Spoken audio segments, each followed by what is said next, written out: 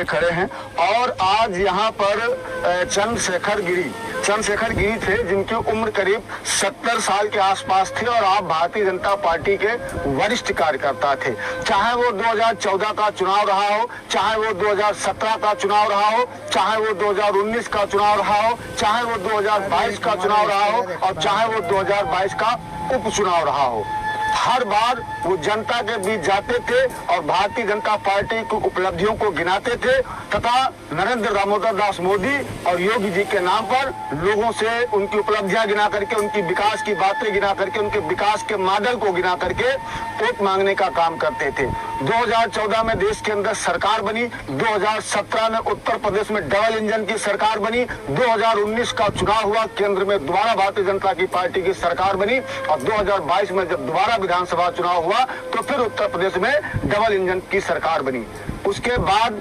विधानसभा का जब उपचुनाव हुआ, चूंकि यहाँ के जो विधायक थे अरविंद गिरी जी, उनका हार्ट अटैक से स्वर्गवास हो गया था, उनके बेटे अमन अरविंद गिरी को चुनाव लड़ाया गया और 2022 के उस उपचुनाव में भी चंद्रशेखर जी ने अथक प्रयास किया, तमाम मेहनत की, दिन रात वो भारतीय जनता पार्टी और संगठन के लिए काम कर रहे थे और तमाम उपलब्धियां गिना रहे थे। लेकिन जिस गाँव में वो रहते थे, देखते देखते पूरा गाँव कट गया, लेकिन सरकार की एक बार भी उस पर निगाह नहीं पड़ी और ना ही यहाँ के क्षेत्र के सांसद या विधायक ने उनको और ना ही उनके गांव में हो रहे कटान को तवज्जो दी। और यही एक कारण रहा कि नदी ने चारों तरफ से पूरे गांव को घेर लिया और करसौर से यहाँ तक आने का जो रास्ता था, वहाँ पर करीब जो रबता पुल बनना था वो 20 मीटर गहरा वहाँ पर पानी चल रहा था। लोग यहाँ तक आ भी नहीं पा रहे थे, जिनके मकान कट रहे थे अपने मकानों को तोड़ रहे थे, तोड़कर दूसरी जगह पे ले जा रहे थे, वहाँ पर किसी तरह से छप्पर ऊपर डाल के वो रह रहे थे। देखते देखते पूरा गाँव कट गया, लोगों का जो सामान था, जो गृहस्थी थी,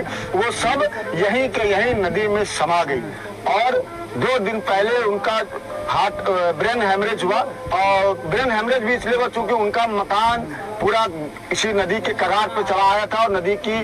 धार में पूरा उनका मकान गिर गया, उनका पूरा परिवार तबाह हो गया। तबाह होने का मतलब है कि उनका परिवार बिखर गया, उनके बहू कहीं दूसरी जगह है, बेटे कहीं दूसरी जगह, पोते कहीं दूसरी रिश्तेदारियों में। और ऐसे में जिस किसान का, जिस भारतीय जनता पार्टी के कार्यकर्ता का हंसता खेलता परिवार उजड़ रहा है, जिसके मकान नदियों में समा जाए और संगठन ने उसकी कहीं पर मदद नहीं की, सरकार ने उसके गांव पर कहीं मदद नहीं की, ऐसे में तनाव में उनका ब्रेन हेमरेज हुआ और कल उनकी दुखद मौत हो गई। उससे ज्यादा दुखद